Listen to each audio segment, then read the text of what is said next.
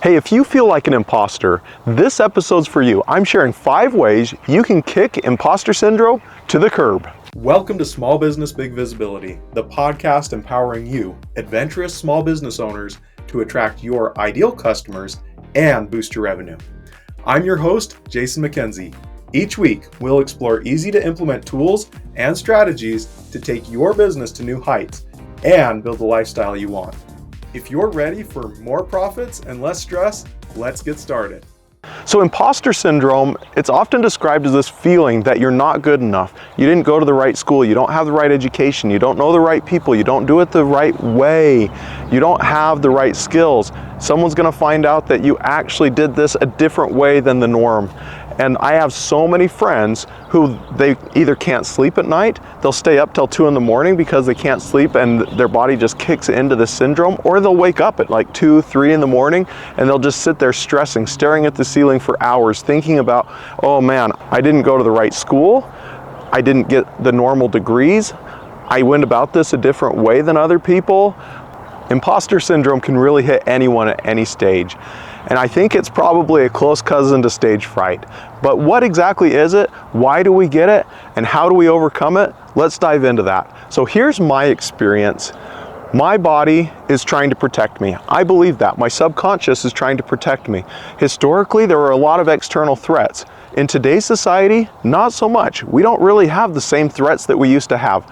We're not in the hunter-gatherer society. Things have changed substantially in the last few hundred years. I don't think our bodies have kept up with those changes. So what used to protect us from those external threats like bears, wolves, coyotes, mountain lions, all of those things used to be the external threat that our body protected us from. Now that subconscious is hunting for threats that might exist.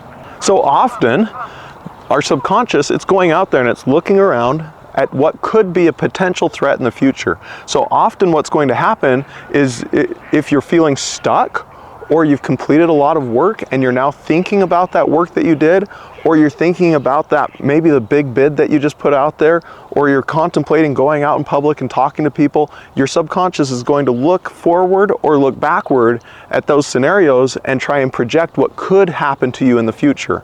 And so when the body starts doing that, it's going to start saying, oh, potential threat, you didn't go to the same school as everyone else. Oh, potential threat, you maybe got a different degree and then circled back into this kind of job or into this business. Or maybe you don't have a degree and so you feel inferior to anyone who went to college, right?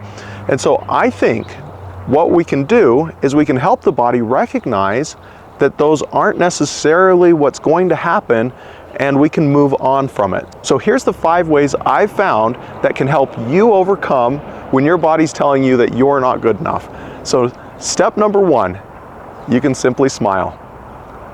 When we smile, it's telling our body that we're relaxed, that we're happy, that we're safe. Smiling is what we do when everything's okay. Smiling is what we do when we're in a good place.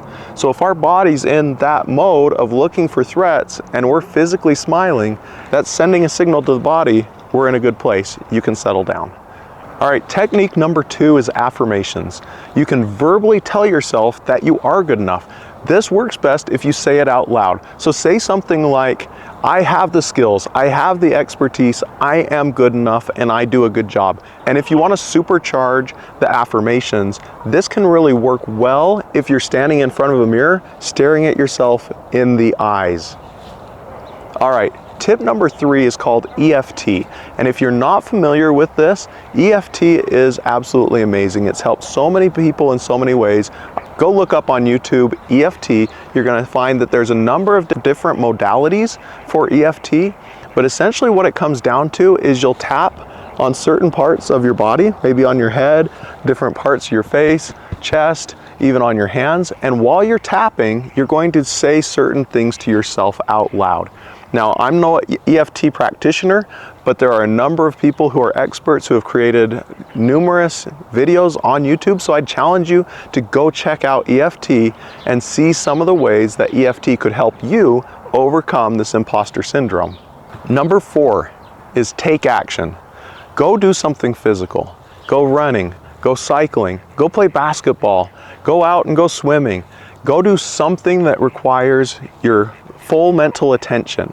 When you're doing something active, it pulls that body back out of looking for future threats, and the body focuses in on doing what you're doing right now with excellence. All right, tip number 5, acknowledge, thank, dismiss.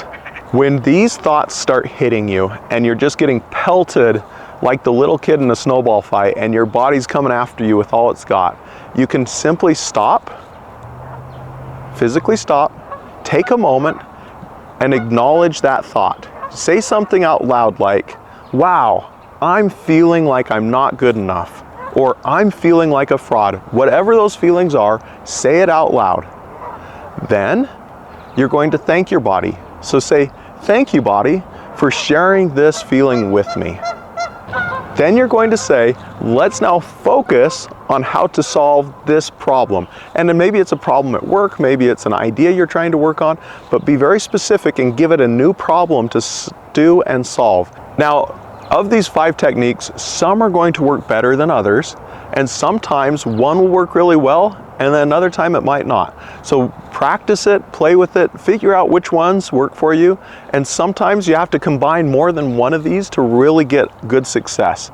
But doing this will help. It's helped me a ton when I was struggling with imposter syndrome, and I'm sure it's going to help you as well. So I challenge you, next time you start feeling like an imposter, next time you start feeling not good enough, next time your brain's playing like a song on autoplay and it won't stop and it just keeps looping and looping and telling you all the ways that you're an imposter, try these 5 things: smile, affirmations, EFT, action, or acknowledge, thank, and dismiss. Until next time, believe in yourself, keep moving towards your goals, and watch your business thrive.